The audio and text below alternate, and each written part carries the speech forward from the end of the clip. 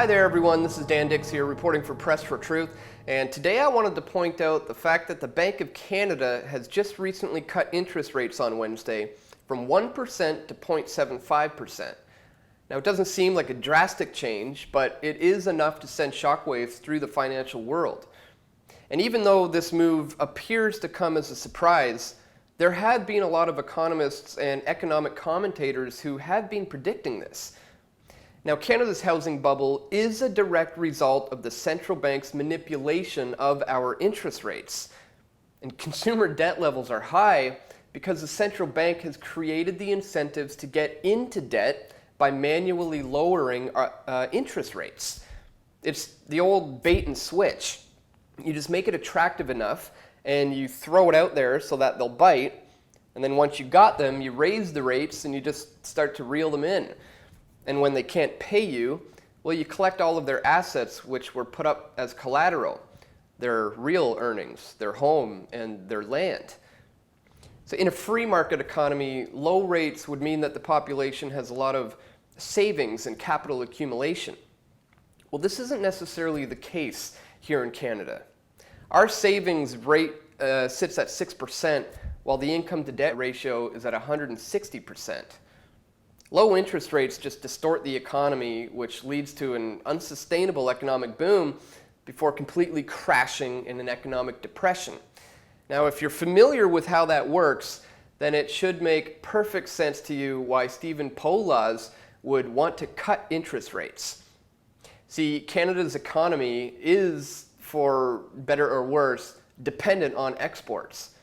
And Alberta's economy is obviously dependent on oil exports, and the price of oil is under $50 a barrel right now. And Saudi Arabia is not cutting production, and so there's clearly an oversupply in the market. But let's take a look at what Russia is doing. Their economy is also partially dependent on oil prices. So as the prices crash, what does the Russian central bank do? Well, they raised interest rates. So is a falling ruble a bad thing in the long term? It seems to me that raising the rates is exactly what you'd want to do in the face of an economic meltdown. And since the ruble has decreased more than oil has, well, you could argue that there is a potential uptrend in the market for Russia's oil. But what about Canada's falling loonie? The loonie has plunged to 80 cents US. It's the lowest level that it's been since 2009. But this isn't because we've raised interest rates. In fact, doing so in this country would likely have the opposite effect. Higher rates would just increase the purchasing power of the Canadian loonie, putting it back on par with the dollar. And why wouldn't we want to do this? The Bank of Canada talks of a US recovery, but we all know that's not going to happen. The idea is that our dollar needs to be cheaper than the US so as to make our exports attractive to world markets. But as the US dollar plunges in value and loses its status as the reserve currency of the world, well, the Canadian loonie is either going to just have to increase in purchasing power, or the Canadian economy will become just as depressed, if not more so, than the American. Now, of course, it is quite possible that just plunging both economies into a never-ending debt and complete depression will act as a catalyst to the Amero, a proposed currency to be shared by both countries and possibly even Mexico. But Canada has done swaps outside of the US dollar. In fact, thanks to an Access to Information Act request, we now know that the Bank of Canada's Stephen Poloz was speaking at this year's Bilderberg meeting about using the RMB as a replacement for the dollar. But that's behind closed doors. In a public press conference, Poloz is still promoting close ties with the Americans. But why? With the American debt completely out of control right now, and the derivatives market about to just explode, shouldn't Canadians be doing everything that we can to completely limit our exposure to this massive risk?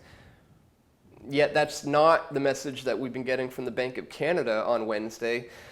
Instead of embracing low energy prices as a way of just allowing the markets to correct, well, Poloz has decided to just kick the can down the road once again. And instead of raising rates and just bursting these imbalances in the economy, while he's perpetuating the endless cycle of debt by cutting rates once again. He's ensuring that Canadians continue to consume its capital and invest in projects that will never see completion.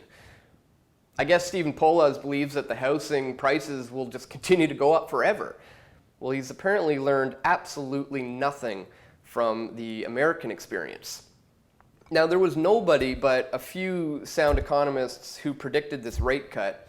And if this is the rate that the Bank of Canada is going to take, well, I'm sure it's not going to be long until rates reach 0%.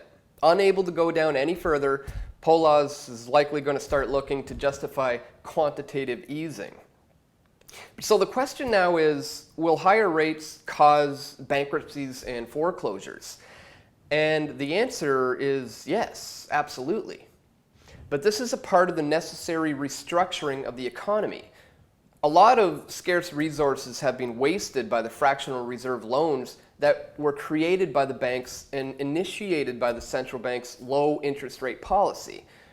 Now, some people will be hurt if they can't afford their mortgage or line of credit or student loans. In fact, there are a lot of people who will suffer the consequences if interest rates were to rise. So we can see why Poloz's incentives to keep rates low and to keep the economic bubble from bursting under his watch. See, that's what Ben Bernanke did with the Fed. He didn't do anything positive as chairman of the Federal Reserve. All he did was he made sure that nothing imploded under his watch. And it's the same with Mark Carney right now before he left Canada to go to the Bank of England. And now it's Poloz's turn to just starve off this collapse before his governorship can be passed on to somebody else. So the question is key bono. Who benefits from these lower rates? Well, first and foremost, it's the government. No one likes cheap borrowing costs more than governments. So if the governments of Canada and the provinces had to finance their budgets through taxes alone, well, it's my opinion that there'd probably be a revolution by the morning. Now, in addition, however, governments can't exactly just afford higher interest rates right now.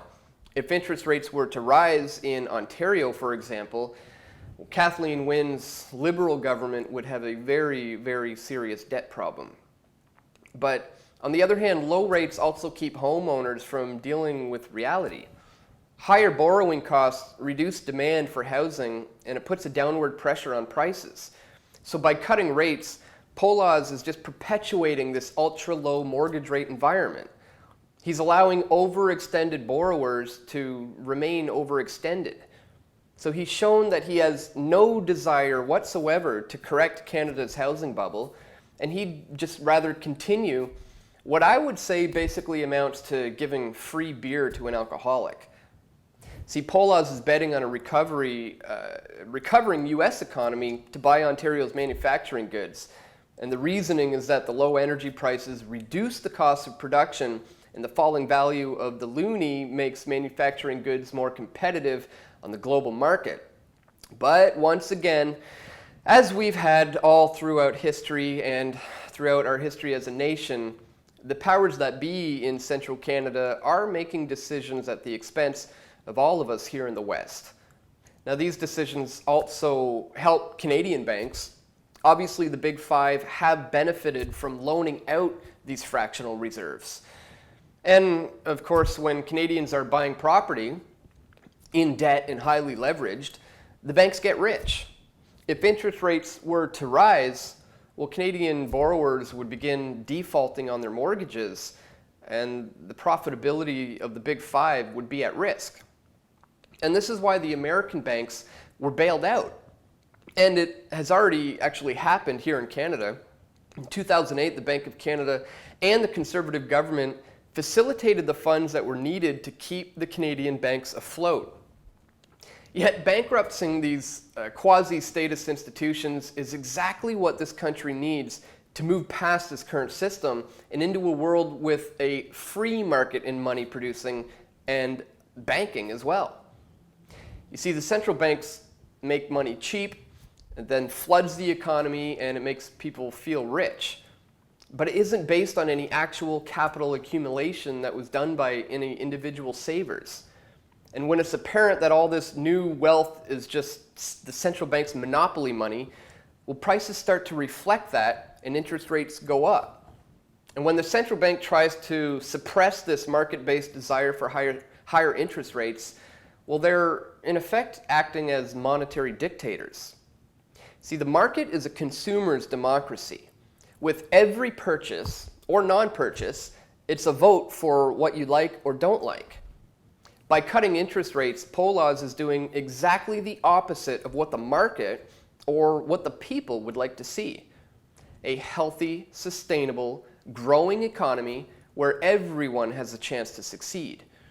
Not one that is directed by unelected technocrats and an economy that just causes massive inequalities and the accumulation of debts. See, economic freedom is essential to secure all of our other freedoms. And as long as the central bank exists, as long as this monopoly on money and interest rates is maintained, then Canadians will continue to lack the liberty that is our God-given right. So thank you for tuning in today once again, folks. Please check the links in the description to where you can follow us on Facebook, Instagram, and Twitter. Be sure to subscribe to us here on YouTube if you haven't already. And you can show your support for independent media by becoming a PFT patron at patreon.com/pressfortruth. And stay tuned, guys. We're going to have a lot more video reports coming very soon to pressfortruth.ca.